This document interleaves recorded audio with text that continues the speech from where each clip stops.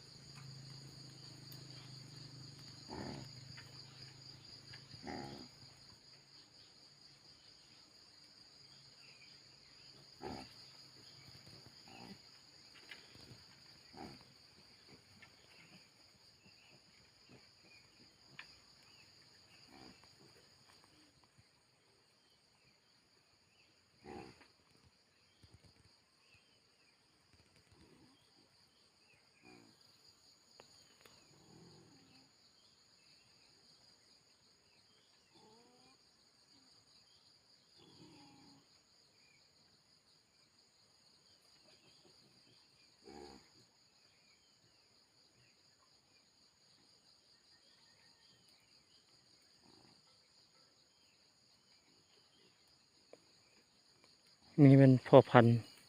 ข้าพเจ้าเลี้ยงไว้เองเนาะเอาไว้พ่อพันธุ์1 ตัวแล้วก็ปัจจุบันนี้แม่พันธุ์มี2 ตัว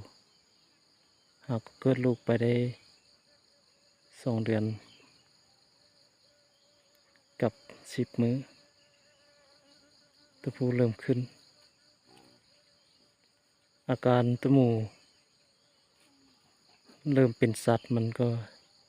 จะทำอิฐมันจะซึมบุกกินข้าวเนาะหลังจากผ่านไป2 วันอันว่าอวัยวะเพศมันก็จะแดงบวมแล้วห่างมันจะงอขึ้นมาช่วงระยะเตรียมพร้อมแล้วพ่อพันธุ์มันก็จะเฮ็ดเวียกทำงานของมัน